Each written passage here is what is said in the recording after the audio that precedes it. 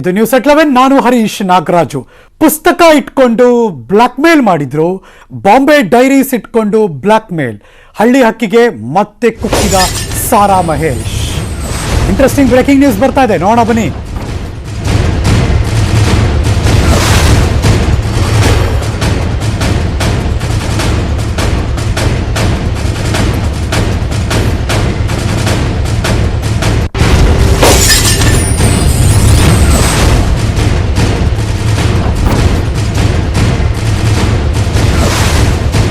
ಕಳೆದ 1 ವರ್ಷದಿಂದ ಇವರಿಬ್ಬರ ನಡುವಿನ ಏಟು ಎದುರೇಟು, ಆರೋಪ ಪ್ರತ್ಯಾರೋಪ ನಮ್ಗೆ ಯಾವುದೂ ಹೊಸದಲ್ಲ. ಆದರೆ ಈಗ ಬರ್ತಿರೋ ಮಾಹಿತಿ ನೋಡಿ ಹೇಗಿದೆ ಅಂತ. ಯಾಕೆಂದರೆ ಸಾರಾ ಮಹೇಶ್ ನೇರವಾಗಿ ಆರೋಪ ಮಾಡ್ತಿದ್ದಾರೆ ವಿಶ್ವನಾಥ್ ಅವರ ವಿರುದ್ಧ. ಈಗ ಬರ್ತಿರೋ ಆರೋಪ ಏನು? ಬಾಂಬೆ ಡೈರೀಸ್ ಪ್ರತಿಫಲ MLC, ಯಾಕೆಂದರೆ ಪರಿಷತ್ತಿಗೆ ಬಂದಿದ್ದಾರಲ್ಲ, ಸೊ ಹಾಗಾಗಿ MLC ಸ್ಥಾನ, ವಿಶ್ವನಾಥ್ ಬ್ಲ್ಯಾಕ್ ಮೇಲ್ ಭಿಕ್ಷೆ ಇದು ಅಂತ ಮಾಜಿ ಸಚಿವ ಸಾರಾ ಮಹೇಶ್ ಆರೋಪ ಮಾಡ್ತಿದ್ದಾರೆ. ಇವ್ರಿಗೆಲ್ಲ ಮನಸ್ಸಾಕ್ಷಿ ಇದೆಯೇನ್ರಿ? ಆತ್ಮಸಾಕ್ಷಿಗೆ ವಿರುದ್ಧವಾಗಿ ಹೇಗೆ ಪ್ರಮಾಣ ಸ್ವೀಕರಿಸ್ತಾರೆ? ಮೈಸೂರಿನಲ್ಲಿ ಮಾಜಿ ಸಚಿವ, ಪ್ರಸ್ತುತ ಶಾಸಕ ಸಾರಾ ಮಹೇಶ್ ವಿಶ್ವನಾಥ್ ಅವರ ವಿರುದ್ಧ ಕಿಡಿಕಾರಿದ್ದಾರೆ.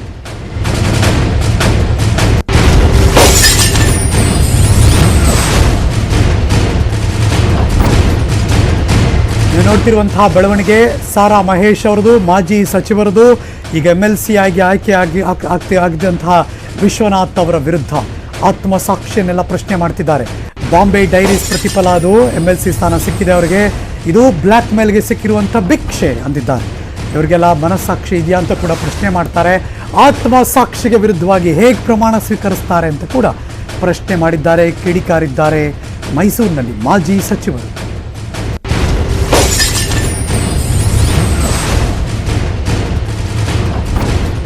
ಆದರೆ ಇನ್ನೊಂದು ಆತಂಕ, SL ಭೈರಪ್ಪನವ್ರನ್ನ ಕರ್ಕೊಬಂದು ನಾವು ತಾಯಿ ಚಾಮುಂಡೇಶ್ವರಿ ಅಧಿದೇವತೆಯನ್ನು ಪೂಜೆ ಮಾಡಿದ್ದು. ಅಂಥ ಒಂದು ಸಾಹಿತ್ಯ ಕ್ಷೇತ್ರ ಇನ್ನೇನಾಗುತ್ತೋ ಅಂಥೇಳಿ ಆತಂಕ ಪಡ್ತಾ ಇದ್ವಿ. ಸ್ನೇಹಿತರೆ, ಅವರು ನಾನು ವೈಯಕ್ತಿಕವಾಗಿ ಮಾತಾಡಲ್ಲ ಅಂತ ಹೇಳಿದ್ದೀನಿ, ಅವರು ಹೇಳಿದ್ದಾರೆ, ನಾನು ಹೇಳಿದ್ದೀನಿ. ಆ ಸಾಹಿತ್ಯ ಏನು ಅಂತ ಹೇಳಿದ್ರೆ ಅದನ್ನೇನಾದರೂ ಮುಂದೆ ನೋಡೋಣ. ಆ ಸಾಹಿತ್ಯಕ್ಕೆ ನೋಬೆಲ್ ಪ್ರಶಸ್ತಿನೇ ಕೊಡಬೇಕಾಗತ್ತೆ, ಅದು ಹೇಳೋಣ. ಇದು ಯಾರು ಪುಸ್ತಕ ಬರೆದ್ರು ಅನ್ನೋವಂಥದ್ದು ಗೊತ್ತಿದೆ, ನಿಮಗೂ ಗೊತ್ತಿದೆ, ನನಗೂ ಗೊತ್ತಿದೆ. ಆದರೆ ಪಾಪ ಅವರು ಬುದ್ಧಿವಂತರಿದ್ದಾರೆ, ನಾನಿಲ್ಲ ಅಂತ ಹೇಳಲ್ಲ, ಬರೀತಾರೆ, ಬರೆಯೋ ಎಲ್ಲ ಅವ್ರಿಗೆ ಅರ್ಹತೆಯೂ ಇದೆ, ಆದರೆ ಸಮಯ ಇಲ್ಲ. ಆದರೆ ಬಡವರ ಧ್ವನಿಯಾಗಿ ಯಾರಿಗೆ ರಾಜಕೀಯ ಶಕ್ತಿಯನ್ನು ತುಂಬಲಿಕ್ಕೆ ಸಮಾಜಗಳಿಲ್ಲ ಅಂಥವ್ರಿಗೆ ನೀವು MLCನ ಕೊಡಬೇಕು ಅಂತ ಹೇಳ್ತಿದ್ದವರು, ನೀವು ಹೋಗಿ ಹುಣಸೂರಿನ ಮತದಾರನ್ನ, ನಮ್ಮ ನಿಷ್ಠಾವಂತ JDS ಕಾರ್ಯಕರ್ತರನ್ನ ಬಾಂಬೆನಲ್ಲಿ ಹರಾಜಾಕಿ ಅದಕ್ಕೆ ಬಳುವಳಿಯಾಗಿ ಈ ಭಿಕ್ಷೆ ಇಸ್ಕೊಂಡ್ಬಂದ್ರಲ್ಲ ಸ್ವಾಮಿ, ಈ ಭಿಕ್ಷೆನ ಈ ನಿಮ್ಮ 50 ವರ್ಷದ ರಾಜಕೀಯ ಜೀವನ ನಮ್ಮಂಥ ಚಿಕ್ಕ ರಾಜಕಾರಣಿಗಳಿಗೆ ಮಾರ್ಗದರ್ಶನನ? ಕಾಡಿ ಬೇಡಿ ಇಸ್ಕೊಂಡ್ಬಂದ್ರಲ್ಲ ಈ ಭಿಕ್ಷೆನ, ಇದು ನಿಮಗೆ ಮನಸ್ಸಿಗೆ ಒಪ್ಪುತ್ತಾ? ಆದರೆ ಇನ್ನೊಂದು ಆತಂಕ, SL ಭೈರಪ್ಪನವ್ರನ್ನ ಕರ್ಕೊಬಂದು ನಾವು ತಾಯಿ ಚಾಮುಂಡೇಶ್ವರಿ ಅಧಿದೇವತೆಯನ್ನು ಪೂಜೆ ಮಾಡಿದ್ದು. ಅಂಥ ಒಂದು ಸಾಹಿತ್ಯ ಕ್ಷೇತ್ರ ಇನ್ನೇನಾಗುತ್ತೋ ಅಂಥೇಳಿ ಆತಂಕ ಪಡ್ತಾ ಇದ್ವಿ. ಸ್ನೇಹಿತರೆ, ಅವರು ನಾನು ವೈಯಕ್ತಿಕವಾಗಿ ಮಾತಾಡಲ್ಲ ಅಂತ ಹೇಳಿದ್ದೀನಿ, ಅವರು ಹೇಳಿದ್ದಾರೆ, ನಾನು ಹೇಳಿದ್ದೀನಿ. ಓಕೆ, ಇದು ಸಾರಾ ಮಹೇಶ್ ಅವರು, ಮಾಜಿ ಸಚಿವರು. ವಿಶ್ವನಾಥ್ ಅವರಿಗೆ MLC ಆದಮೇಲೆ ಅವ್ರಿಗೆ ಬಂದಿರುವ ಈ ಪೋಸ್ಟ್ ಏನಿದೆ, ಇದು ಹೇಗೆ ಬಂತು, ಯಾಕೆ ಬಂತು, ಏನು ಮುಂದಿನ ದಿನದಲ್ಲಿ ಆಘಾತಕಾರಿ ಬೆಳವಣಿಗೆ ಅಂತೆಲ್ಲ ಅವ್ರದ್ದೇ ಆದಂಥ ರೀತಿಯಲ್ಲಿ ಟೀಕೆಯನ್ನು ಮಾಡ್ತಿದ್ದಾರೆ, ಕಿಡಿಕಾರ್ತಿದ್ದಾರೆ, ಗರಂ ಆಗಿದ್ದಾರೆ ಮಾಜಿ ಸಚಿವರು. ಏಕೆಂದರೆ ನಿನ್ನೆ ಅಷ್ಟೇ ಅವ್ರ ಅಧಿಕಾರ ಕಳ್ಕೊಂಡು 1 ವರ್ಷ ಆಯಿತು. ಇನ್ನು 2 ದಿನ ಕಳೆದ್ರೆ BJP ಸರ್ಕಾರ ಅಧಿಕಾರಕ್ಕೆ ಬಂದು 1 ವರ್ಷ ಆಗುತ್ತೆ. ಈಗ ನಡೀತಿರೋ ಈ ಬೆಳವಣಿಗೆ, ಅವ್ರಿಗೆ ಸಿಕ್ಕಿರೋ ಅಧಿಕಾರಕ್ಕೆ ಅವ್ರು ಕೊಡ್ತಿರುವಂಥ ಕಿಡಿಕಿಡಿಯ ಮಾತದು. All is fair in love and war ಅಂತ ಇಂಗ್ಲೀಷ್ನಲ್ಲಿ ಒಂದು ಮಾತು ಎಲ್ಲರಿಗೂ ಗೊತ್ತಿರೋದು. ಈ ಲವ್ ಆ್ಯಂಡ್ ವಾರ್ ಜೊತೆ ಈಗ ಪೊಲಿಟಿಕ್ಸ್ ಅಂತ ಒಂದು ಹಾಕೋಬೇಕು. ಯಾಕೆಂದರೆ ರಾಜಕಾರಣದಲ್ಲಿ ಎಲ್ಲ ಸಂದರ್ಭದಲ್ಲೂ ಎಲ್ಲವೂ ಎಲ್ಲರಿಗೂ ಹೇಗೇಗೋ ಹೆಂಗೆ ಬೇಕೋ ಅವ್ರಿಗೆ ಟರ್ನ್ ಆಗ್ತಿರುತ್ತೆ. ಇಬ್ಬರು ಮಾತಾಡಿದ್ದು, ಆರೋಪ ಪ್ರತ್ಯಾರೋಪ ಮಾಡಿದ್ದು, ತಿರುಗೇಟು ಕೊಟ್ಟಿದ್ದು ಎಲ್ಲ ಬಿಡಿ. ತಾಯಿ ಚಾಮುಂಡೇಶ್ವರಿ ಹತ್ರ ಹೋಗಿ ಇಬ್ಬರು ಏನೋ ಪ್ರತಿಷ್ಠೆಯ ಪಣಕ್ಕಿಟ್ಟು ಅಲ್ಲಿ ನಿಂತು ಪ್ರಾಮಿಸ್ ಮಾಡಿದ್ದು ಎಲ್ಲ ನಡೀತಾನೇ ಇರುತ್ತೆ. ನಾವು ನೋಡಬೇಕಷ್ಟೆ.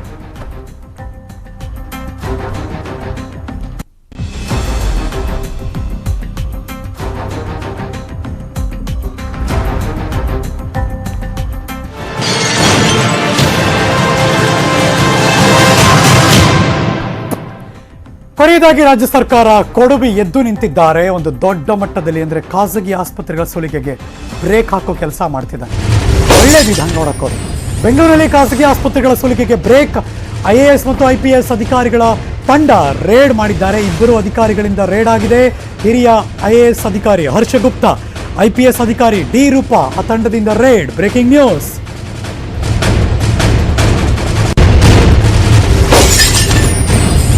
ಇವರಿಬ್ಬರೇ ಅಲ್ಲ, ಅಲೋಕ್ ಕುಮಾರ್ ಮತ್ತು ಗೌರವ್ ಗುಪ್ತಾ ತಂಡವೂ ಕೂಡ ಇದ್ದಾರೆ. ರೇಡ್ ಬಳಿಕ ಖಾಸಗಿ ಆಸ್ಪತ್ರೆಗಳು ಎಚ್ಚೆತ್ತುಕೊಂಡಿದ್ದಾರೆ. ವಸೂಲಿ ಮಾಡಿದ ಹಣ ವಾಪಸ್ ನೀಡೋದಾಗಿ ಹೇಳಿಕೆ ಕೊಟ್ಟಿದ್ದಾರೆ.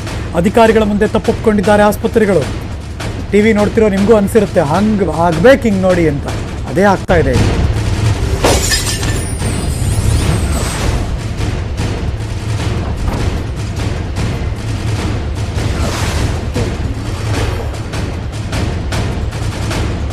ನಮ್ಮ ಜೊತೆ ಇದೀಗ ದೂರವಾಣಿ ಸಂಪರ್ಕದಲ್ಲಿ IPS ಅಧಿಕಾರಿ ಡಿ ರೂಪಾ ಅವರಿದ್ದಾರೆ. ಮೇಡಮ್ ನಮಸ್ಕಾರ. ಮೇಡಮ್ ನಮಸ್ತೆ.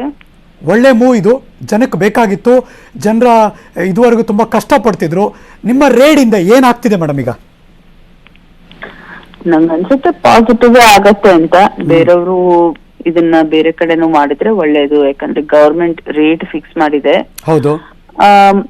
ಅದ್ರ ಮಾಹಿತಿ ಇಲ್ದಲೆ ಕೆಲವರು ಹಾಸ್ಪಿಟಲ್ಗೆ ಹೋದಾಗ ಅವ್ರಿಗೆ ಈ ತರ ರೇಟ್ ಇದೆ ಗವರ್ಮೆಂಟ್ ಇಷ್ಟೇ ಅಂತ ಮಾಹಿತಿ ಕೊಡ್ತಾ ಇಲ್ಲ.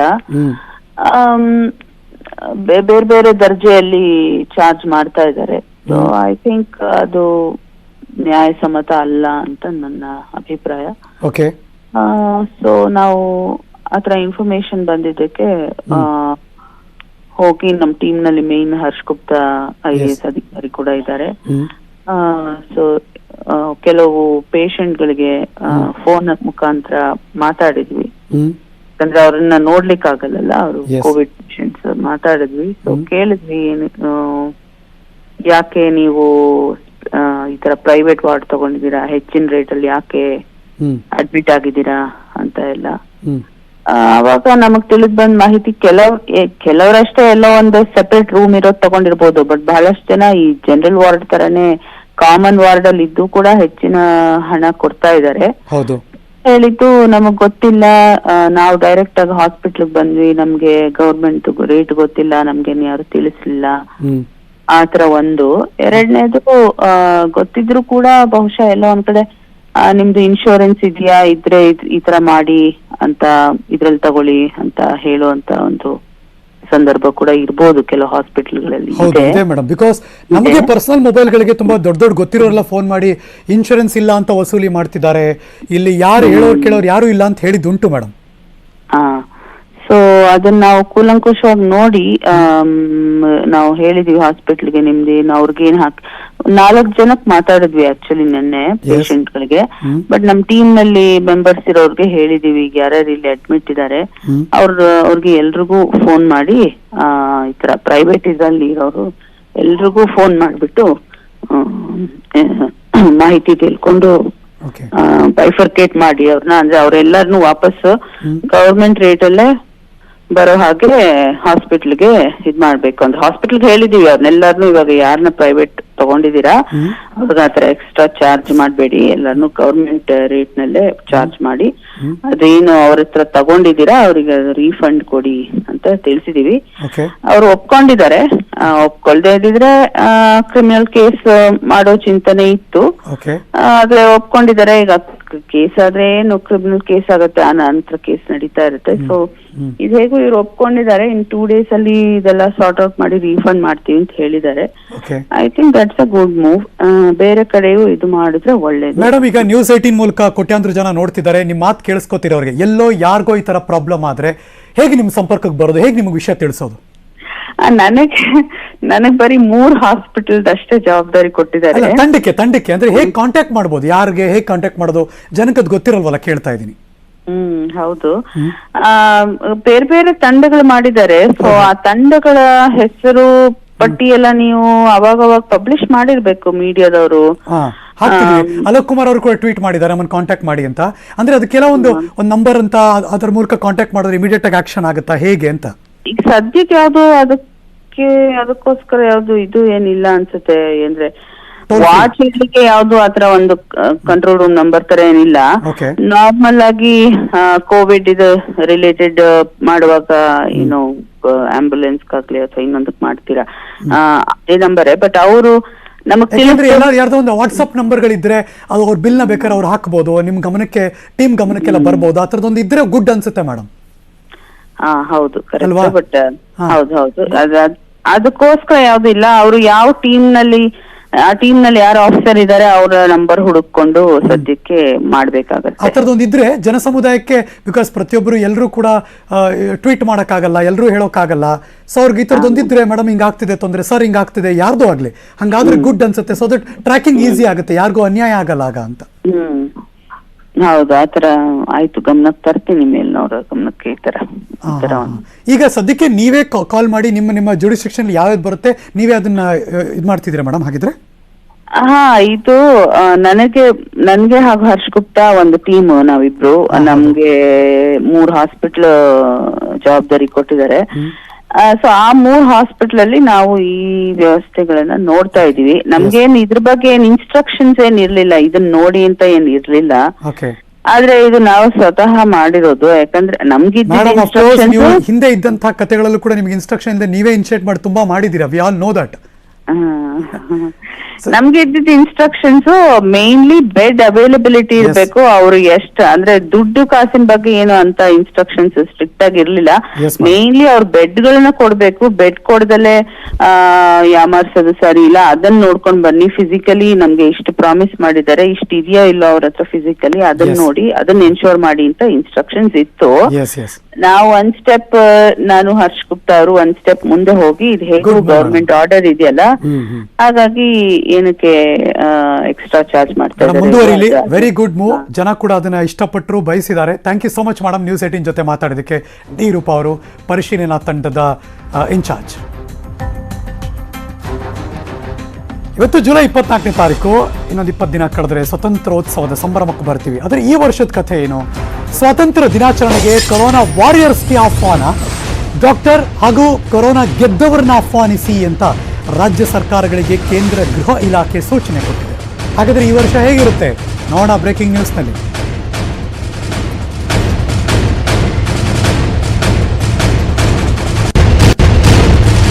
ರಾಜ್ಯಪಾಲರಿಗೆ ಮನೆಯಿಂದಲೇ ಭಾಷಣದ ವ್ಯವಸ್ಥೆಯನ್ನು ಮಾಡಿ, ಮಿಲಿಟರಿ ಬ್ಯಾಂಡ್ಗಳ ರೆಕಾರ್ಡ್ ವಿಡಿಯೋನ ಪ್ಲೇ ಮಾಡಿ, ವೆಬ್ಕಾಸ್ಟ್ ಮೂಲಕ ಸ್ವತಂತ್ರ ದಿನವನ್ನು ಆಚರಿಸಿ. ಇದನ್ನ ಕೇಂದ್ರದ ಗೃಹ ಇಲಾಖೆ ಎಲ್ಲ ರಾಜ್ಯ ಸರ್ಕಾರಗಳಿಗೆ ಕೊಟ್ಟಿರುವಂಥ ಮಾಹಿತಿ. ಕೆಂಪುಕೋಟೆ ಕಥೆ ಏನು ಅಂದರೆ, ಅಫ್ಕೋರ್ಸ್ ಅಲ್ಲಿದು ಹೇಳ್ಬಿಡ್ತೀನಿ. ಕೆಂಪುಕೋಟೆ ಕಾರ್ಯಕ್ರಮಕ್ಕೂ ಕೂಡ ಕರುಣೆಗಳು, ಯಾಕೆಂದರೆ ದೊಡ್ಡ ಮಟ್ಟದಲ್ಲಿ ಸಂಭ್ರಮ ಇರಲ್ಲ ಈ ಸಾರಿ. ಕಾರ್ಯಕ್ರಮಕ್ಕೆ ಕೆಲವು ಗಣ್ಯರು ಇರ್ತಾರೆ, ಆದರೆ ಸಾಮಾಜಿಕ ಅಂತರ ಇದ್ದೇ ಇರುತ್ತೆ. ಮಾಸ್ಕ್ ಅಂತೂ ಕಡ್ಡಾಯವಾಗಿ ಇದ್ದೇ ಇರುತ್ತೆ. ಎಡಭಾಗದಲ್ಲಿ ನೋಡ್ತಿದ್ದೀರಲ್ಲ, ಇದು ಕಳೆದ ಸಾರಿ ಎಲ್ಲ ಈ ಥರ ಸಂಭ್ರಮದ 100,000 ಸಾವಿರಾರು ಜನ ಬರ್ತಾಯಿದ್ರು. ಆದರೆ ಈ ಬಾರಿ ಹಂಗಿರಲ್ಲ. ಬೇರೆ ಬೇರೆ ದೇಶದವ್ರನ್ನ ಇನ್ವೈಟ್ ಮಾಡ್ತಿದ್ವಿ, ಈ ಬಾರಿ ಹಂಗಿರಲ್ಲ. ಕಡಿಮೆ ಜನರು ಇರ್ತಾರೆ, ಹಾಗಾಗಿ ಮಾಸ್ಕ್ ಅಂತೂ ಕಡ್ಡಾಯ ಇದ್ದೇ ಇರುತ್ತೆ. ಮತ್ತಷ್ಟು ಮಾಹಿತಿ ನನ್ನ ಸಹೋದ್ಯೋಗಿ ರಾಷ್ಟ್ರ ರಾಜಧಾನಿ ನವದೆಹಲಿಯಿಂದ ಧರಣೇಶ್ ಬೂಕನಕೆರೆ ಫೋನ್ನಲ್ಲಿದ್ದಾರೆ. Good morning Dharanesh. Good morning Ganesh. ಈ ಬಾರಿ ಕೊರೋನಾ ಸಂದರ್ಭದಲ್ಲಿ ಇದು ಒಳ್ಳೆಯ ಬೆಳವಣಿಗೆ ಅಂತ ನನಗಂತೂ ಅನಿಸ್ತಾ ಇದೆ. ಗುಡ್ ಮೂವ್ ಅಲ್ಲ ಕೇಂದ್ರ ಸರ್ಕಾರದ್ದು? ಆಕ್ಚುಲಿ ಏನಂದ್ರೆ ಸಾಮಾಜಿಕ ಅಂತರ ಕಾಪಾಡ್ಕೊಳ್ಬೇಕು, ಹೆಚ್ಚು ಜನಸಂದಣಿ ಆಗ್ಬಾರ್ದು ಅನ್ನುವಂತಹ ಒಂದು ಮಾರ್ಗಸೂಚಿ ಇದೆ ಕೇಂದ್ರ ಸರ್ಕಾರದ್ದು. ಅದು ಎಲ್ಲೆಡೆ ಪಾಲನೆ ಆಗ್ತಿದೆ. ಮತ್ತೆ ಇಲ್ಲೂ ಕೂಡ ಅಂದ್ರೆ ಸ್ವತಂತ್ರ ದಿನಾಚರಣೆ ಬಹಳ ಹೆಮ್ಮೆಯಿಂದ ಆಚರಿಸುವಂತಹ ಕಾರ್ಯಕ್ರಮ, ಸರ್ಕಾರಿ ಕಾರ್ಯಕ್ರಮ ರಾಜ್ಯಗಳ ಮಟ್ಟದಲ್ಲಿ ರಾಜಭವನದಿಂದ ಮತ್ತು ರಾಜ್ಯ ಸರ್ಕಾರಗಳು ಆಚರಿಸ್ತವೆ. ಅದೇ ರೀತಿ ಕೇಂದ್ರದಲ್ಲಿ ಕೆಂಪು ಕೋಟೆ ಮೇಲೆ ಆ ದಿನ ಧ್ವಜಾರೋಹಣವನ್ನ ಮಾಡಿ ಪ್ರಧಾನಮಂತ್ರಿ ದೇಶವನ್ನ ಉದ್ದೇಶಿಸಿ ಮಾತನಾಡುವಂತದ್ದು ಇಲ್ಲಿವರೆಗೆ ನಡ್ಕೊಂಡ್ಬಂದಿರುವಂತಹ ವಾಡಿಕೆ. ಮತ್ತು ಆ ಕಾರ್ಯಕ್ರಮಕ್ಕೆ ವಿದೇಶಿ ಗಣ್ಯರಿಂದ ಹಿಡಿದು ರಾಷ್ಟ್ರಪತಿಗಳು, ಉಪರಾಷ್ಟ್ರಪತಿ, ಮಾಜಿ ಪ್ರಧಾನಮಂತ್ರಿಗಳು, ಮುಖ್ಯ ನ್ಯಾಯಮೂರ್ತಿಗಳು, ಸುಪ್ರೀಂ ಕೋರ್ಟ್ನ ಮುಖ್ಯ ನ್ಯಾಯಮೂರ್ತಿಗಳು, ಹಿರಿಯ ಅಧಿಕಾರಿಗಳು, ಹೀಗೆ ಗಣ್ಯಾತಿ ಗಣ್ಯರನ್ನ ಕರೆಸಲಾಗತ್ತೆ. ಜೊತೆಗೆ ಸಾವಿರಾರು ಸಂಖ್ಯೆಯಲ್ಲಿ ಸಾರ್ವಜನಿಕರಿಗೂ ಕೂಡ ಆ ಕಾರ್ಯಕ್ರಮದಲ್ಲಿ ಪಾಲ್ಗೊಳ್ಳಿಕ್ಕೆ ಅವಕಾಶವನ್ನ ಮಾಡಿಕೊಡ್ಲಾಗ್ತಾ ಇತ್ತು.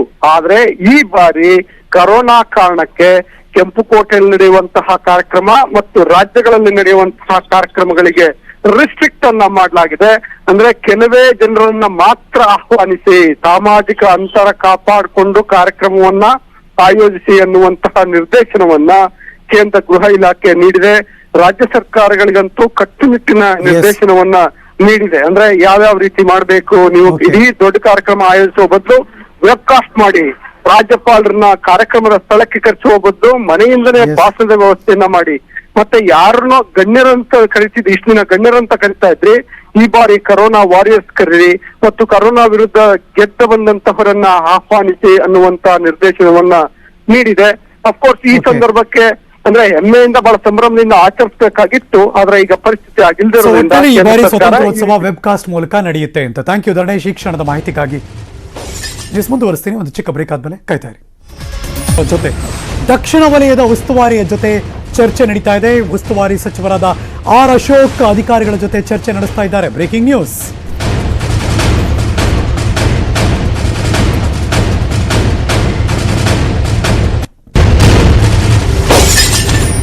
ಬೆಂಗಳೂರಿನಲ್ಲಿ 8 ವಲಯಗಳಿವೆ, ಅದಕ್ಕೆ ಇನ್ಚಾರ್ಜ್ ಮಿನಿಸ್ಟರ್ಗಳಿದ್ದಾರೆ. ನಿನ್ನೆಯಿಂದ 3 ದಿನಗಳ ಕಾಲ ವಲಯವಾರು ಮೀಟಿಂಗ್ ನಡೀತಾ ಇದೆ.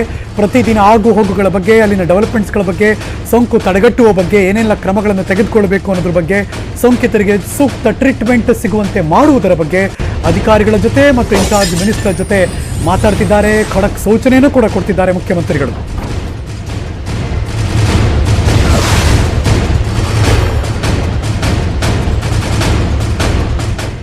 ಇನ್ನು ಕಲಬುರಗಿಯಿಂದ ಬರ್ತಿರುವಂತಹ ಬ್ರೇಕಿಂಗ್ ನ್ಯೂಸ್. ಕಲಬುರಗಿಯಲ್ಲಿ ಕೊರೋನಾ ಸೋಂಕು ಹೆಚ್ಚಾಗ್ತಾ ಇದೆ.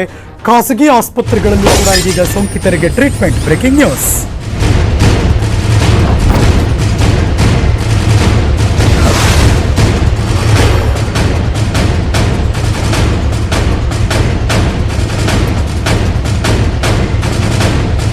ಕಲಬುರಗಿ ಭಾಗದಲ್ಲಿ ಇತ್ತೀಚೆಗೆ ಬಹಳಷ್ಟು ಕೇಸ್ಗಳು ದಾಖಲಾಗ್ತಿರೋದ್ರಿಂದ ಅಲ್ಲಿನ ಜಿಲ್ಲಾಧಿಕಾರಿಗಳಾದ ಶರತ್ ಅವರು ಈ ಆದೇಶ ಹೊರಡಿಸಿದ್ದಾರೆ.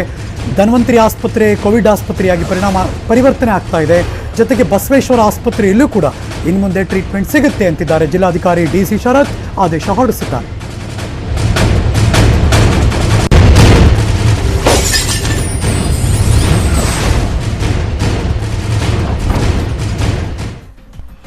ಠಾಣೆಯ 11 ಪೊಲೀಸರಿಗೆ ಕೊರೋನಾ ಬಂದಿದೆ.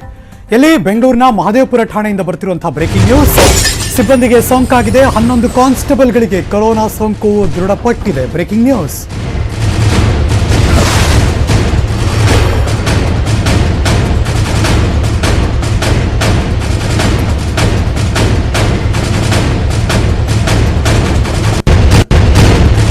ಕೊರೋನಾ ವಾರಿಯರ್ಸ್ಗೆ ಎಡಬಿಡದೆ ಕಾಡ್ತಾ ಇದೆ ಕೊರೋನಾ. ನಿನ್ನೆ ಕೂಡ ಒಂದು ಬ್ರೇಕಿಂಗ್ ನ್ಯೂಸ್ ಕೊಟ್ಟಿದ್ವಿ. ಪೊಲೀಸ್ ಟ್ರೈನಿಂಗ್ ಸ್ಕೂಲಲ್ಲಿ 94 ಜನರಿಗೆ ಕೊರೋನಾ ಬಂತು ಅಂತ. ಹೀಗಾಗಿ ಸಾವಿರಾರು ಗಟ್ಟಲೆ ಜನ ಪೊಲೀಸರು ಈಗಾಗಲೇ ಕೊರೋನಾ ಸೋಂಕಿತರಾಗಿದ್ದಾರೆ. ತುಂಬ ಜನ ಕ್ವಾರಂಟೈನ್ಲಿದ್ದಾರೆ, ತುಂಬ ಜನ ಹುಷಾರು ಆಗ್ತಿದ್ದಾರೆ. ಒಂದಷ್ಟು ಜನ ಪೊಲೀಸರು ಸಾವನ್ನು ಕೂಡ ಅಪ್ಪಿದ್ದಾರೆ. ಬೆಂಗಳೂರು ಮಹದೇವಪುರ ಠಾಣೆಯ ಸಿಬ್ಬಂದಿಗೆ ಸೋಂಕು ಬಂದಿರೋ ವಿಷಯ ಈಗ ಬ್ರೇಕಿಂಗ್ ನ್ಯೂಸ್ನಲ್ಲಿ. 11 ಜನರಿಗೆ ಸೋಂಕು.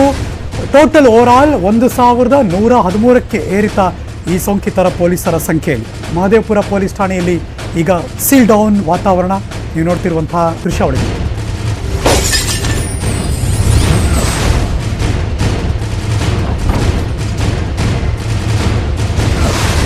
ಮತ್ತಷ್ಟು ಮಾಹಿತಿ ನನ್ನ ಸಹೋದ್ಯೋಗಿ ಮಂಜು ಇದ್ದಾರೆ ದೂರವಾಣಿ ಸಂಪರ್ಕದಲ್ಲಿ. ಮಾರ್ನಿಂಗ್ ಮಂಜು. ಮಂಜುನ ಧ್ವನಿ ಕೇಳಿಸ್ತಾ ಇದೆಯಮ್ಮ? ಹರೀಶ್, ಹೆಂಗ್ ಬಂತು ಕೊರೋನಾ ಇವ್ರಿಗೆ? ಹರೀಶ್, ಬೆಂಗಳೂರು ನಗರದಲ್ಲಿರುವಂತಹ ಪೊಲೀಸರನ್ನ ಬಿಡದೆ ಕೊರೋನಾ ಕಾಡುತ್ತಿದೆ. ಅದರಲ್ಲೂ ಕೂಡ ಅಷ್ಟೇ ಪ್ರತಿನಿತ್ಯವೂ ಕೂಡ ಬೆಂಗಳೂರು ನಗರದ 30ರಿಂದ 35 ಜನ ಪೊಲೀಸರಿಗೆ ಪಾಸಿಟಿವ್ ಆಗ್ತಿದೆ. ಈ ಒಂದು ವೈಟ್ ಫೀಲ್ಡ್ ನ ವಿಭಾಗ ಏನಿದೆ, ವೈಟ್ ಫೀಲ್ಡ್ ನ ವಿಭಾಗದಲ್ಲಿರುವಂತಹ 13 ಪೊಲೀಸ್ ಸ್ಟೇಷನ್ಗಳಲ್ಲಿಯೂ ಕೂಡ ಅಷ್ಟೇ ಪೊಲೀಸರಿಗೆ ಪಾಸಿಟಿವ್ ಆಗಿದೆ. ಅದರಂತೆ ಮಹದೇವಪುರದಲ್ಲಿಯೂ ಕೂಡ ಅಷ್ಟೇ ಇವತ್ತು ಮುಂಜಾನೆ 11 ಜನ ಪೊಲೀಸರಿಗೆ. ಒಂದ್ second Manju, I just hold on because ಮಾಜಿ ಮುಖ್ಯಮಂತ್ರಿಗಳು ಮಾತಾಡ್ತಿದ್ದಾರೆ, ಸಿದ್ದರಾಮಯ್ಯ ಅವರು. So I demand again, I reiterate, I demand strongly, let the government orders for a judicial commission, and that judicial commission should be headed by a sitting judge of the High Court. Sir, ನಾವು ಅದನ್ನ ಕೇಳಿದ್ವಿ. ನಾವು ಯಾವುದೇ ತನಿಖೆಗೆ ಮಾಡಿಸಲ್ಲ, ನಾವು correct ಆಗಿದ್ವಿ, ತನಿಖೆ ಅಗತ್ಯ ಇಲ್ಲ, ಅಸೆಂಬ್ಲಿ ನಾವು ಆನ್ಸರ್ ಮಾಡ್ಕೊಂತೀವಿ ಅಂತೀವಿ. ಹಾಗಾಗಿ ನೀವು ಸಂಬಂಧಪಟ್ಟ ಕೋರ್ಟ್ ಮರ ಹೋಗ್ತೀರಾ? ಅದು ಆಮೇಲೆ ಯೋಚನೆ, ಕೋರ್ಟ್ ಹೋಗ್ಬೇಕೋ ಬೇಡವೋ ಅನ್ನೋದು ಆಮೇಲೆ ಯೋಚನೆ ಮಾಡ್ತೀವಿ. ಜುಡಿಷಿಯಲ್ ಕಮಿಷನ್ ಮಾಡ್ರಿ. ಅವ್ರು ರೆಡಿ ಇಲ್ಲ, ನಾವು ಮಾಡಲ್ಲ ಅಂತ ಹೇಳಿ ಕಡಾಖಂಡಿತ ಮಾಡಲ್ಲ ಅಂತಂದ್ರೆ ಕಳ್ತನ ಮಾಡಿದ್ದಾರೆ ಅಂತ. ಸರ್, ಈ ವೆಂಟಿಲೇಟರ್ ವಾಟ್ ಇಸ್ ದಿ ಪ್ರಿಜಂಪ್ಷನ್? ಅಂದ್ರೆ ಅವರು ಮಾಡಲ್ಲ ಅಂದ್ರೆ ಪಕ್ಕ ಮಾಡಿದ್ದಾರೆ ಅಂತ. ಹೌದು. ಮತ್ತೆ ಸರ್, ಈ ಹಿಂದಿನ ಸರ್ಕಾರದ ಅವಧಿಯಲ್ಲಿ ವೆಂಟಿಲೇಟರ್ ಲಕ್ಷಾಂತರ ರೂಪಾಯಿ ಕೊಟ್ಟು ಆಯ್ತಪ್ಪ. ನಾವು ವೆಂಟಿಲೇಟರ್ಸ್ ಇದ್ರೆ ಅದನ್ನು ಎಂಕ್ವೈರಿ ಮಾಡ್ಲಪ್ಪ, ಬೇಡ ಆದವ್ರು ಯಾರು? ಸರ್ಕಾರ ಅವ್ರದ್ದು ಎಲ್ಲೂ ಇರೋದು, ಎಂಕ್ವೈರಿ ಮಾಡಲಿ. ಸಮ್ಮಿಶ್ರ ಸರ್ಕಾರದಲ್ಲಿ ಆಗಿದೆ ಅಂತ ಹೇಳೋದು ಅವರು, ಎಂಕ್ವೈರಿ ಮಾಡಲಿ, ಬೇಡ ಆದವ್ರು ಯಾರು? ಸರ್, ನೀವು ಅಲಿಗೇಷನ್ ಮಾಡಿದ್ಮೇಲೆ ಒಂದಷ್ಟು ಆರ್ಡರ್ ಗಳನ್ನ ಕ್ಯಾನ್ಸಲ್ ಮಾಡಿದ್ದಾರೆ ಅಂತ ಹೇಳಿ ಒಂದು ಸುದ್ದಿ ಇದೆ ಸರ್. ಡಿಸ್ಟ್ರಿಬ್ಯೂಟರ್ಸ್ ಗಳಿಗೆ ನನಗ್ ಗೊತ್ತಿಲ್ಲ, ಅದ್ ನೋಡ್ಬೇಕು ನಾನು. ಸರಿ, ಅವರು ತನಿಖೆ ಯಾಕೆ ಮಾಡಲ್ಲ ಅಂದ್ರೆ ನಿನ್ನೆ ಕೊಟ್ಟಂತ ಸಂಪೂರ್ಣ ಡಾಕ್ಯುಮೆಂಟ್ಗಳು ಸುಳ್ಳು, ಅದರ ಸತ್ಯ ಇದ್ರೆ ತನಿಖೆ ಮಾಡಿಸಬಹುದಿತ್ತು, ಇಲ್ಲದೆ ಆಪಾದನೆ ಮಾಡ್ತಿದ್ದಾರೆ ಸುಳ್ಳು ಅಂತ ಅವರ ಸಂದೇಶ. ಅವೆಲ್ಲ ಡಾಕ್ಯುಮೆಂಟ್ಗಳು ಯಾವುವು? ಅವೆಲ್ಲ ಗೌರ್ಮೆಂಟ್ ಡಾಕ್ಯುಮೆಂಟ್ಸ್ ಅಲ್ವೇನ್ರಿ? ಅಂದ್ರೆ ಇವರು ಮಂತ್ರಿಗಳಾಗಿರೋದೇ ಸುಳ್ಳ? ಸರ್ಕಾರದಲ್ಲಿರೋ ಡಾಕ್ಯುಮೆಂಟ್ಸ್ಗಳೆಲ್ಲ ಸುಳ್ಳ? ನಾನೇನು ಸ್ವಂತ ಕ್ರಿಯೇಟ್ ಮಾಡಿದ್ನ ಡಾಕ್ಯುಮೆಂಟ್ಗಳನ್ನ? ಈಗ ಕೇಂದ್ರ ಸರ್ಕಾರ PMO ಆಫೀಸಿಂದ ರಿಲೀಸ್ ಮಾಡಿದ್ದಾರೆ. ಏನಂತ? 50 ವೆಂಟಿಲೇಟರ್ಗಳನ್ನ 4 ಲಕ್ಷ ರೂಪಾಯಿನಂತೆ 2,000 ಕೋಟಿ ರೂಪಾಯಿಗೆ ಕೊಂಡ್ಕೊಂಡಿದೀವಿ. ಇದು ಸುಳ್ಳ? ಹಾಗಾದ್ರೆ ಹೇಳಿ, PMO ಆಫೀಸ್ನವರು ತಕೊಂಡಿರೋದು ಕಳಪೆ, ಅವರು ಸುಳ್ಳು ಅಂತ ಹೇಳಿ. ಅದು ಒಂದು ತಗೊಂಡಿಲ್ಲ. 50,000 ವೆಂಟಿಲೇಟರ್ಸ್ನ ಕೇಂದ್ರ ಸರ್ಕಾರ 4 ಲಕ್ಷ, ಪ್ರತಿ ವೆಂಟಿಲೇಟರ್ಗೆ 4 ಲಕ್ಷ ರೂಪಾಯಿನಂತೆ ಪರ್ಚೇಸ್ ಮಾಡಿ ಕರ್ನಾಟಕಕ್ಕೂ 1,600 ವೆಂಟಿಲೇಟರ್ಸ್ನ ಕೊಟ್ಟಿದ್ದಾರೆ. 1,600. ಹಾಗಾದ್ರೆ ಆ 4 ಲಕ್ಷ ತಗೊಂಡಿದಾರಲ್ಲ ಕೇಂದ್ರ ಸರ್ಕಾರದವರು, ಅವೆಲ್ಲ ಕಳಪೆನಾ? ಕಳಪೆ ಅಂದ್ರಿ? ಅದು ಸುಳ್ಳು. ಅವರು ತಗೊಂಡಿರೋದು 50,000 ವೆಂಟಿಲೇಟರ್ ತಗೊಂಡಿರೋದು ಸುಳ್ಳು ಹಾಗಂತ ಹೇಳಿ. ಅದೆಲ್ಲ ಸುಳ್ಳು, ಕಳಪೆ ಅವ್ರು ತಗೊಂಡಿರೋ ಅಂತ ಹೇಳಿ. I have no objection. ಇವರು ಸ್ಪೆಸಿಫಿಕೇಶನ್ ಬಗ್ಗೆ ಮಾತಾಡ್ತಾರೆ ವಿಚಾರದಲ್ಲಿ. ಅವ್ರು ತಗೊಂಡಿರೋ ವೆಂಟಿಲೇಟರ್ಗಿಂತ ಇದು ಸ್ಪೆಸಿಫಿಕೇಶನ್ ಅಲ್ಲಿ ಜಾಸ್ತಿ ಇದೆ. ನೋಡಪ್ಪ, ಬೆಂಚ್ ಕಾರು ಇರಬಹುದು, ಬೆಂಚ್ ಕಾರು ಇದೆ. ಹಾಗಾಗದಾದ್ರೆ 4 ಲಕ್ಷದ ಯಾಕೆ ತಗೊಂಡ್ರು ಅವರು ಕೇಂದ್ರ ಸರ್ಕಾರದವರು? 18 ಲಕ್ಷದ ತಗೋಬಹುದಾಗಿದ್ದಲ್ಲಪ್ಪ. ಎಲ್ಲ ರಾಜ್ಯಗಳಿಗೂ 4 ಲಕ್ಷದ ಯಾಕೆ ಕೊಟ್ಟರು?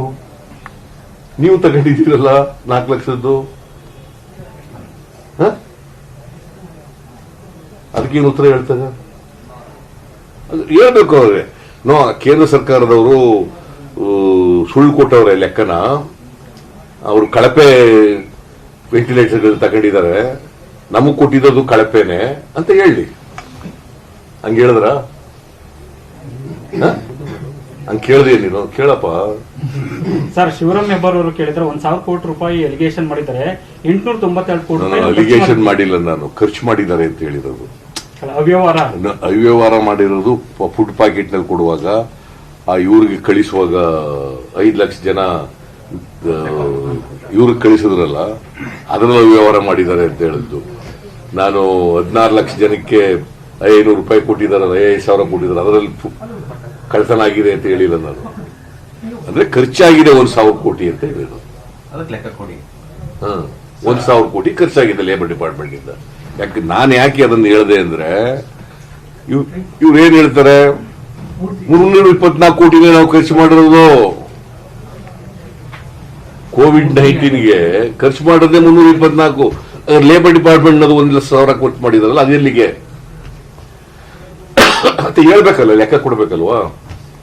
ಸರಿ, ಅವರು ನಿನ್ನೆ ಒಟ್ಟು 2,118 ಕೋಟಿಗೆ ಮಾತ್ರ ಲೆಕ್ಕ ಕೊಟ್ಟಿದ್ದಾರೆ. ಅವ್ರು 324 ಯಾಕೆ ಮೊದಲು 324 ಅಂತ ಹೇಳಿದ್ರಿ? 324 ಅಂತ ಹೇಳಿದ್ರಿಲ್ವೇನೆಯ? ಅಶ್ವಥ್ ನಾರಾಯಣವೇ, ಇವನು ಯಾರು, ಶ್ರೀರಾಮುಲು ಹೇಳಿದ್ರು ಇಲ್ವಪ್ಪ? ನಿನ್ನೆ 2,018 ಕೋಟಿ ಅಂತ ಯಾಕೆ ಹೇಳಿದ್ರಿ? 118 ಕೋಟಿ ಅಂತ ಅಂದ್ರೆ ಸರ್ಕಾರದಲ್ಲಿರೋರೇ ನಿಖರವಾದಂತ ಅಂಕಿಅಂಶಗಳು ಕೊಡ್ಲಿಲ್ಲ ಅಂತಾರೆ, ಸುಳ್ಳು ಹೇಳ್ತಾವ್ರೆ ಅಂತಲ್ವಾ? ನಾನು ಹೇಳಿದ್ಮೇಲೆ 4,000 ಚಿಲ್ಲರೆ 4,167 ಕೋಟಿ ಖರ್ಚಾಗದೆ ಅಂದ್ಮೇಲೆ 2,118 ಕೋಟಿ ಖರ್ಚಾಗದೆ ಅಂತ ಹೇಳ್ತಾರೆ. ಈಗ ಇದು 20ನೇ ತಾರೀಕು ಏನಂತ ಹೇಳಿದ್ರು?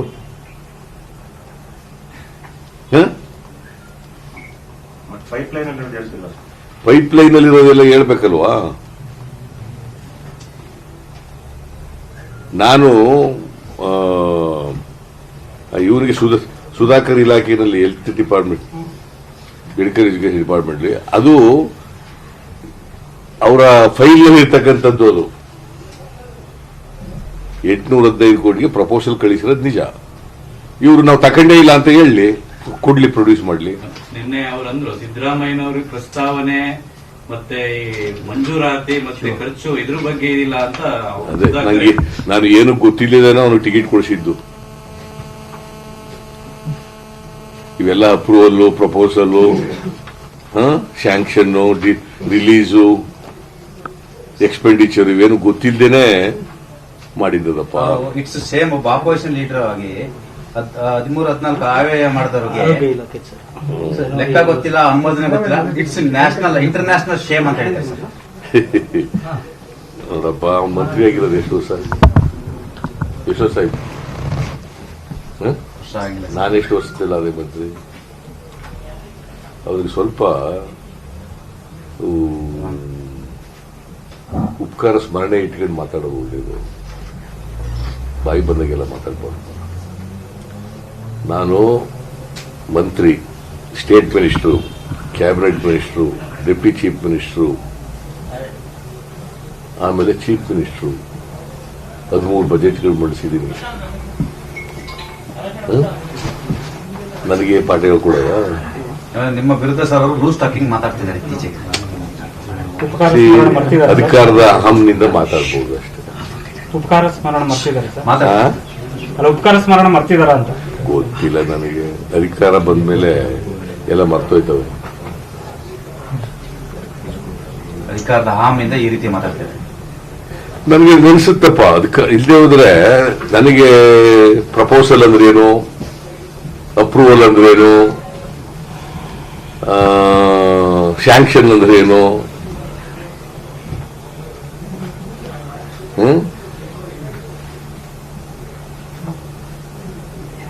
ಆಮೇಲೆ ಎಕ್ಸ್ಪೆಂಡಿಚರ್ ಅಂದ್ರೇನು, ಇವೆಲ್ಲ ಗೊತ್ತಿಲ್ಲ ಅಂದ್ಮೇಲೆ ನಾನು ನೋಡು, ಇವೆಲ್ಲ ಗೊತ್ತಿಲ್ಲದೆ 3 ಬಜೆಟ್ ಮಾಡಿಸ್ಬಿಟ್ಟಿದ್ದೀನಲ್ಲಯ್ಯ.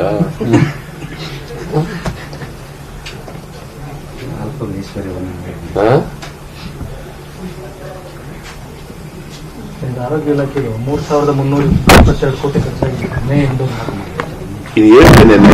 ಕಳೆದ ವರ್ಷ 4,917 ನೋಡಿ, ಆರೋಗ್ಯ ಇಲಾಖೆ ಒಂದರಲ್ಲೇ ಮೇವರೆಗೆ 1,554 ಕೋಟಿ ಖರ್ಚಾಗಿದೆ. ಮೇನಲ್ಲಿ 1,768 ಕೋಟಿ ಖರ್ಚಾಗಿದೆ. ಒಟ್ಟು ವೆಚ್ಚ ಆಗಿರ್ತಕ್ಕಂಥದ್ದು ಮೇವರೆಗೆ 3,322 ಕೋಟಿ. ಇದು ಸೆಂಟ್ರಲ್, ಇದು ಬೇರೆ ಸ್ಕೀಮ್ಸ್ ಬೇರೆ ಆಗಿದಾವೆ. 10 ತಿಂಗಳಿಗೆ 4,917 ಎಲ್ಲಿ ಇದು ಒಟ್ಟು ವೆಚ್ಚ ಜೂನ್ವರೆಗೆ ಹೋದ ವರ್ಷದ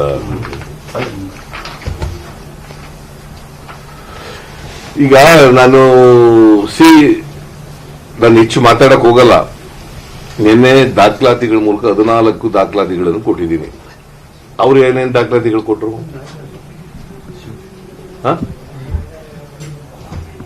ಏನಾದ್ರು ಕೊಟ್ಟರ ದಾಖಲಾತಿನ? ಅದೇ ಸರ್, ನಿಮ್ದು ವೆಂಟಿಲೇಟರ್ ಪರ್ಚೇಸ್ ಮಾಡಿದಲ್ಲ ಶಿವಾನಂದ ಪಾಟೀಲ್ ಅವರು ಸಚಿವರಾಗಿದ್ದಾರೆ. ಆಯ್ತಪ್ಪ, ನಮ್ಮದಲ್ರಿ ಅದು. ಮೈತ್ರಿ ಸರ್ಕಾರ ನಾನು ಸರ್ಕಾರದಲ್ಲಿ ಇದ್ದ ನಾನು. ಇಲ್ಲ, ನೀವು ಮತ್ತೆ ನಮ್ದು ಅಂದ್ರೆ ಮೈತ್ರಿ ಸರ್ಕಾರ.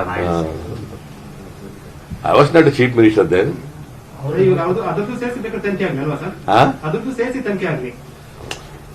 ನಾನು ಗೊತ್ತಿಲ್ಲ ನನಗೆ, ಅವ್ರು ನೋಡ್ಲಿ. ನಮ್ ದಾಖಲಾತಿಗಳಿರೋದು ಯಾರ ಹತ್ರಪ್ಪ?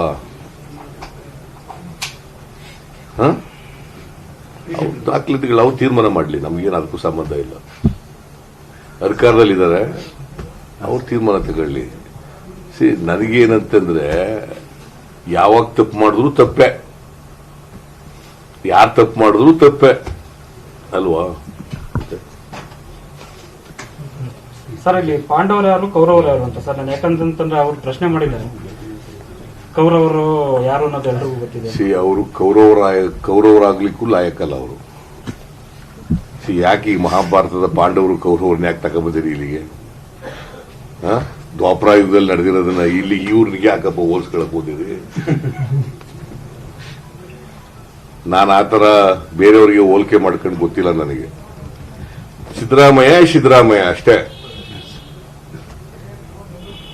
ಆಯ್ತಾ? ನೀದರೆ ಪಾಂಡವ, ನಾರೇ Kaurava. I am Siddaramaiah only. ಏನ್ ಜನ ಇವ್ರನ್ನ ಪಾಂಡವರು ಅನ್ಕೊಂಡ್ಬಿಟ್ಟ ತಕ್ಷಣ ಏನ್ ಧರ್ಮರಾಯ ಅಂದರ?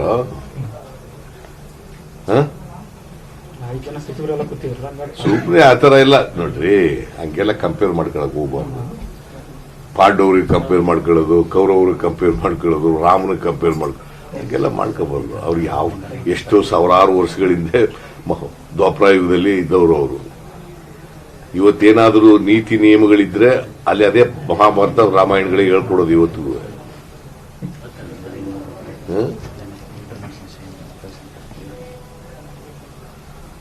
ರಾಜಕೀಯ ಹೇಳ್ಕೊಡೋದು ಅದೇನೆ, ರಾಮಾಯಣ ಮಹಾಭಾರತನೇ. ನಾನು ಹಂಗೆಲ್ಲ ಕಂಪೇರ್ ಮಾಡ್ಕೊಳಕ್ ಹೋಗಲ್ಲ, ಯಾರಿಗೂ ಕಂಪೇರ್ ಮಾಡ್ಕೊಳಲ್ಲ ನಾನು. ಸಿದ್ದರಾಮಯ್ಯ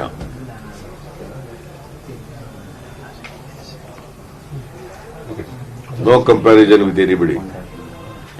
ಹೇಳ್ಕೊಳ್ಳೋದು ನಾನು ಅಂಬೇಡ್ಕರ್ಗೆ ಸಮಾನ ಅಂತ ಅನ್ಕೊಳ್ಳೋದು, ಆಧುನಿಕ ಅಂಬೇಡ್ಕರ್ ಅನ್ಕೊಳ್ಳೋದು, ಆಧುನಿಕ ಗಾಂಧಿ ಗಾಂಧಿನೇ, ಅಂಬೇಡ್ಕರ್ನೇ.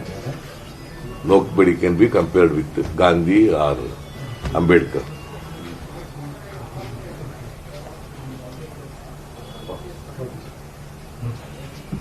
ಆಯ್ತು, ನಡಿ ಮೀಟಿಂಗ್. ಇನ್ನೊಂದು, ಆಸ್ಪತ್ರೆಗಳಲ್ಲಿ ಇನ್ನೂ ಕೂಡ ಖಾಸಗಿ ಆಸ್ಪತ್ರೆಗಳು ಅಡ್ಮಿಟ್ ಮಾಡ್ಕೊಳ್ತಾ ಇಲ್ಲ, ಅವ್ರಿಗೆ ಬೆಡ್ ವ್ಯವಸ್ಥೆ ಇಲ್ಲ ಅಂತಾರೆ. ಇವರು ಬಹಳ ವ್ಯವಸ್ಥಿತವಾಗಿ ಎಫೆಕ್ಟಿವ್ ಆಗಿ ಕಂಟ್ರೋಲ್ ಮಾಡಿದಾರಲ್ಲ, ಅದಕ್ಕೆ ಇವೆಲ್ಲ ಆಗ್ತಾ ಇರೋದು. ನಿನ್ನೆ ಒಂದೇ ದಿನ 5,030 ಸೋಂಕಿತರು ಬಂದಿರೋದು. ಹೈಕಮಾಂಡ್ ಮಾನದಂಡ ತಗೊಳ್ಳದೆ ಎಲ್ಲರೂ ಫೇಲ್ಯೂರ್ ಆಗಿದೆ ಸರ್. ಮಂತ್ರಿಗಳಷ್ಟೇ ಅಲ್ಲ, entire government is failed miserably. Their achievement is big zero. On the other hand, ಹಿಂಗೆ they are all indulged in corruption. ತಗೊಳಪ್ಪ ಇದು.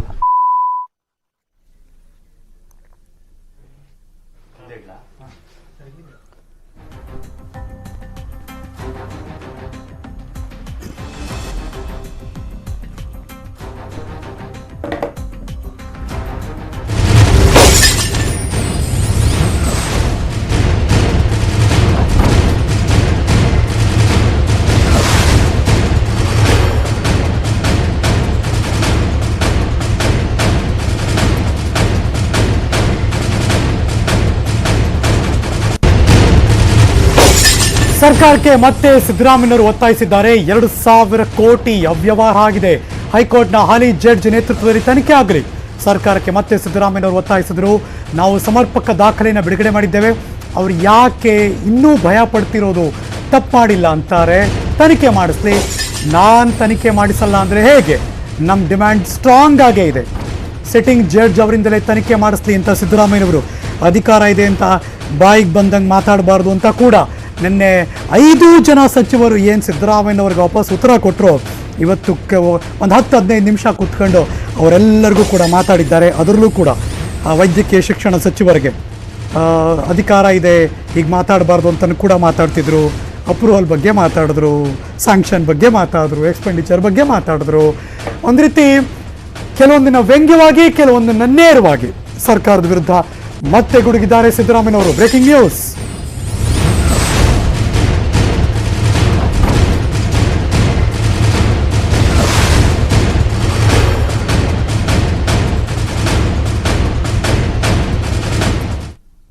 ಆರೋಪಕ್ಕೆ ತನಿಖೆ ಮೊದಲ ಪಬ್ಲಿಕ್ ಅಕೌಂಟ್ಸ್ ಕಮಿಟಿ ಏನ್ ಕೇಳಿದರೆ ಅಧಿಕಾರಿಗಳು ಹಾಜರಾಗಿದ್ದಾರೆ.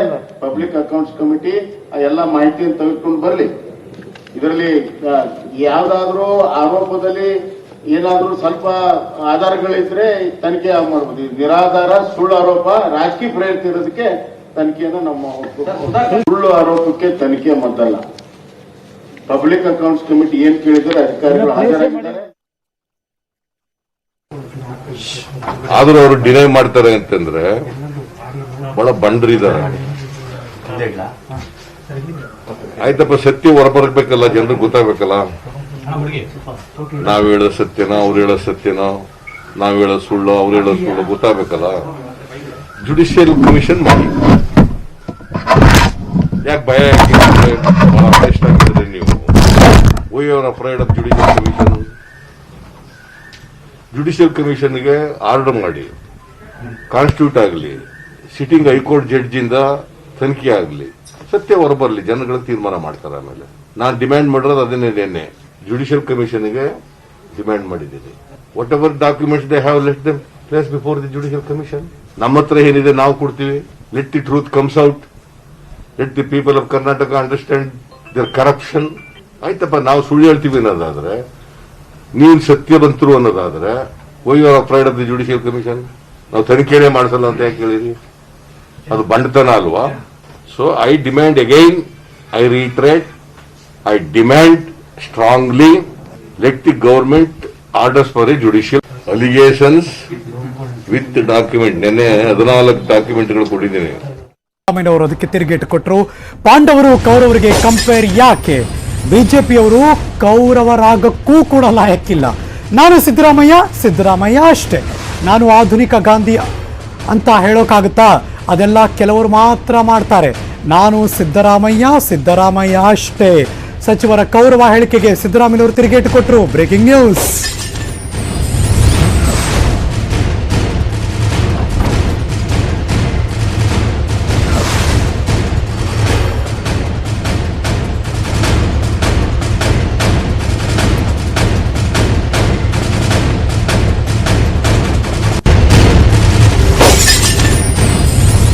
ಯಾರು ಪಾಂಡವರು ಯಾರು ಕೌರವರು ಅಂತ ಇಡೀ ದೇಶ ನೋಡ್ಬಿಟ್ಟಿದೆ. ಇವತ್ತು ಕೌರವರು ಯಾವ ಸ್ಥಿತಿ ಅನುಭವಿಸ್ತಾ ಇದ್ದಾರೆ ನೋಡ್ತಾ ಇದ್ದೀರಾ. ಕೌರವರು ಯಾವುದೇ ರಾಜ್ಯದಲ್ಲಿ ಕೌರವರ ಆಡಳಿತ ಅಂತ್ಯ ಆಗ್ತಾ ಇದೆ. ಇನ್ನೊಂದು ಮುಗಿದೋದ್ರೆ ಅದು ಅಂತ್ಯ ಆಗೋಗ್ತದೆ. ಅದರಿಂದ ಆ ಸ್ಟೈಲಲ್ಲೇ ಗೊತ್ತಾಗ್ತದೆ. ಅವ್ರ ಸ್ಟೈಲ್ ಇದೆಯಲ್ಲ, ಆ ಸ್ಟೈಲಲ್ಲೇ ಗೊತ್ತಾಗುತ್ತೆ ಕೌರವರು ಯಾರು ಪಾಂಡವರು ಯಾರು. ಕಂಪೇರ್ ಮಾಡ್ಕೊಳಕ್ ಹೋಗಲ್ಲ, ಯಾರಿಗೂ ಕಂಪೇರ್ ಮಾಡ್ಕೊಳಲ್ಲ ನಾನು. ಸಿದ್ದರಾಮಯ್ಯ ಯಾಕೆ ಈ ಮಹಾಭಾರತದ ಪಾಂಡವರು ಕೌರವರನ್ನ ಯಾಕೆ ತಗೊಂಡ್ಬಂದಿರಿ ಇಲ್ಲಿಗೆ? ದ್ವಾಪರ ಯುಗದಲ್ಲಿ ನಡೆದಿರೋದನ್ನ ಇಲ್ಲಿ ಇವ್ರಿಗೆ ಯಾಕಪ್ಪ ಹೋಲ್ಸ್ಕೊಳಕ್ ಹೋಗಿರಿ? ನಾನು ಆತರ ಬೇರೆಯವರಿಗೆ ಹೋಲಿಕೆ ಮಾಡ್ಕೊಂಡು ಗೊತ್ತಿಲ್ಲ ನನಗೆ. ಸಿದ್ದರಾಮಯ್ಯ ಅಷ್ಟೇ. ಆಯ್ತಾ? ಐ ಆಮ್ ನೀದರ್ ಪಾಂಡವ ನಾರೇ Kaurava. I am Siddaramaiah only. ಏನ್ ಜನ ಇವ್ರನ್ನ ಪಾಂಡವರು ಅನ್ಕೊಂಡ್ಬಿಟ್ಟ ತಕ್ಷಣ ಏನ್ ಧರ್ಮರಾಯ ಅಂದ್ರ?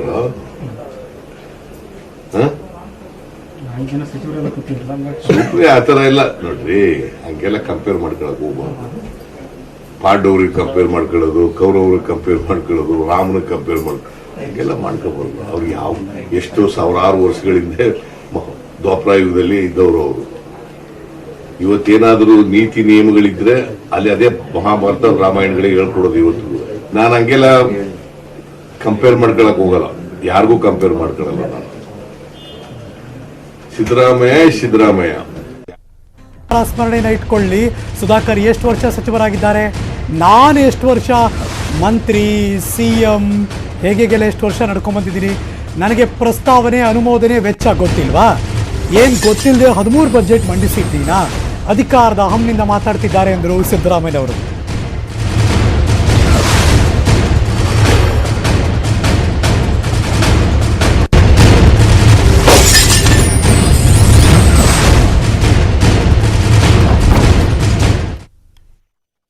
ಒಂದು ಅಂಕೆ ಸಂಖ್ಯೆಯನ್ನು ಕೂಡ ಸರಿಯಾದಂತ ಮಾಹಿತಿ ಕೊಡಲಿಲ್ಲ. ಆರೋಗ್ಯ ಇಲಾಖೆಯಲ್ಲಿ ಸುಳ್ಳು ಹೇಳಿದ್ದೀರಿ, ವೈದ್ಯಕೀಯ ಶಿಕ್ಷಣ ಇಲಾಖೆ ಖರೀದಿಯಲ್ಲಿ ಸುಳ್ಳು ಹೇಳಿದ್ದೀರಿ, ನನ್ನ ಇಲಾಖೆಯಲ್ಲಿ 815 ಕೋಟಿ ರೂಪಾಯಿಯ ಖರೀದಿಯಾಗಿದೆ ಅಂತೀರಿ. ಯಾವ ರೀತಿ ನೀವು ವಿರೋಧ ಪಕ್ಷದ ಸ್ಥಾನವನ್ನ ಮಾಡಿರ್ಬೋದು ತಾವು? 13-14 ಆಯವ್ಯವನ್ನ ಮಂಡಿಸಿದ್ದೀರಿ. ನಿಮ್ಮ ಬಗ್ಗೆ ಅತೀವವಾದಂತ ಗೌರವ ಇದೆ.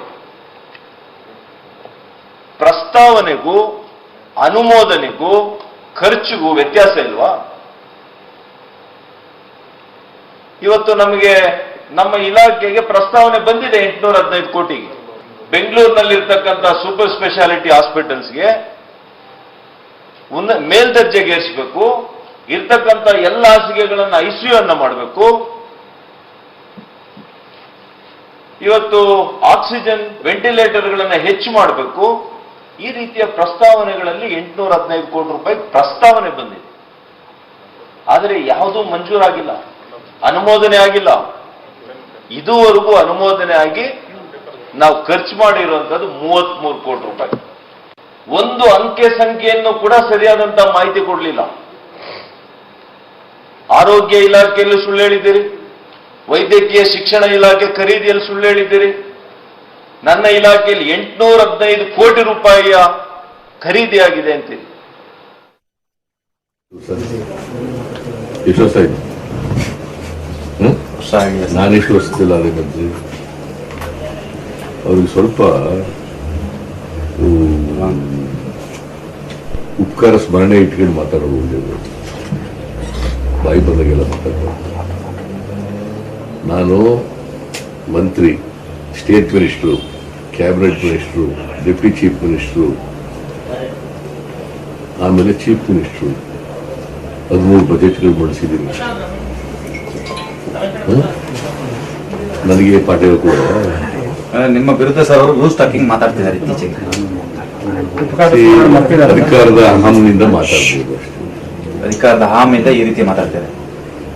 ನನಗೆ ನಡೆಸುತ್ತಪ್ಪ. ಅದಕ್ಕೆ ಇಲ್ಲದೆ ಹೋದ್ರೆ ನನಗೆ ಪ್ರಪೋಸಲ್ ಅಂದ್ರೇನು, ಅಪ್ರೂವಲ್ ಅಂದ್ರೇನು,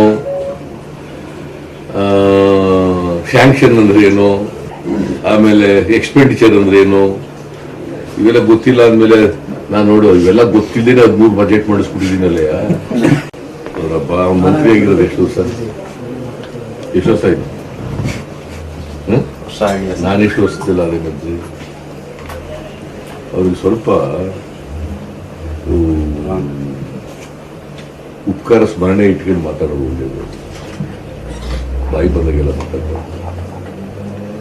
ನಾನು ಮಂತ್ರಿ, state minister, cabinet minister, deputy chief minister,